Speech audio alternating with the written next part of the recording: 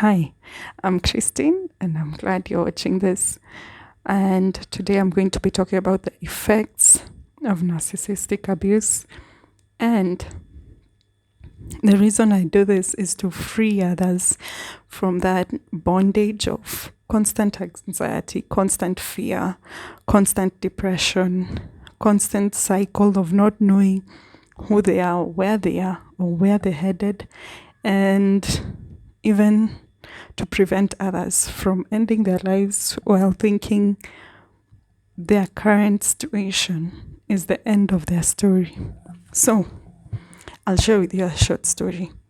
So, a few years back, I just started watching videos, and this is going to happen to you as well. You gravitate or you find videos on either narcissistic abuse and all these things, and self-worth, self-confidence, self-esteem. And as you gravitate towards them, you start realizing there's something missing in my life, or there's something wrong in this particular relationship that I'm having, either at the workplace, at home, with friends, at religious institutions, and all these other spaces. So, during that time, I watched so much content on that, and then I discovered the current person I was with at that time. This is exactly how he treats me, and it's very bad. So, and I mean, the signs just kept on coming, So I confronted him on his behavior.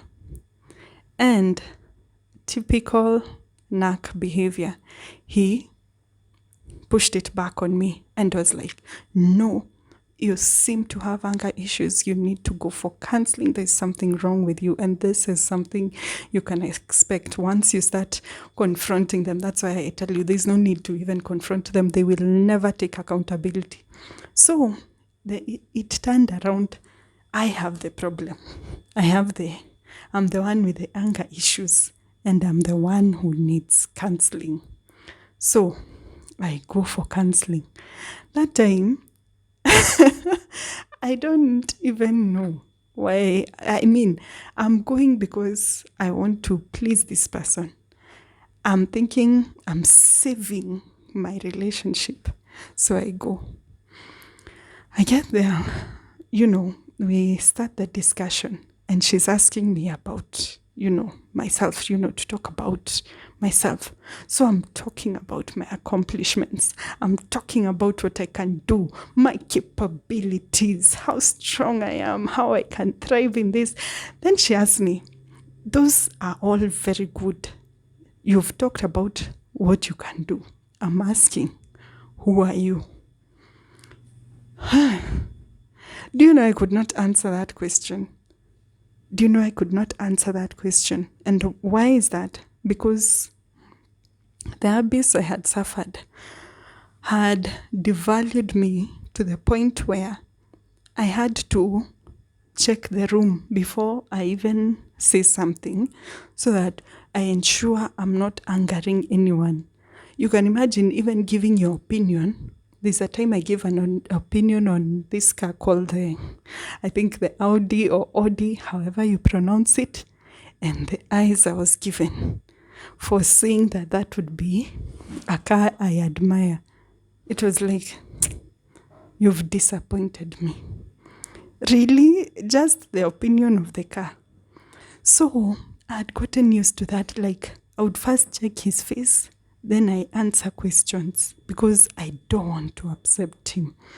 I don't want to get into, how can you even think like that? Because that would be the next reaction. So I tried to explain. In fact, she had to give me homework, the counselor that is, so that I could get back to, who are you without this person? And that's the thing. They steal your entire identity, because now you're stuck on people-pleasing ways that you have to check the room. What is everyone saying? Then when you asked, and what is your opinion? You coagulate, you pick words from whatever everyone else was saying, and then now you give that as an opinion so that you don't create friction. But that is not why God made you, and that is not why you're here on this earth, to agree with people as though you are not made as an individual. So that was one of the effects. Like my self-esteem was low, my self-confidence was low, the people-pleasing was on a high, and it was degrading myself. I had to be available for this relationship at any time. I usually tell people, like a neurosurgeon, you know how they are on call. You can be called for a surgery. That's how I had to be in this relationship. It didn't matter what hobbies I had, what I wanted to do, what I wanted to study, where I wanted to go. I had to be available. This is no way of living. It's like a parasite taking over your entire life. And so one of the effects of narcissistic abuse is that people-pleasing, constant people-pleasing, and it is tiring. People come to expect you to do things without asking your permission. And it can be the nicest thing. Watch my kids. Run these errands for me. Go to this place or the other. And the assumption has already been made that your answer is yes. Therefore, even when you start your day, you can't really plan for it. That is not why God made you. God did not make you so that you are jumping and hopping at every other person's requests. You were made with a purpose and a plan, and the people-pleasing is coming to an end. It just has to stop. When you're people-pleasing, you're placing others on the position that God should occupy.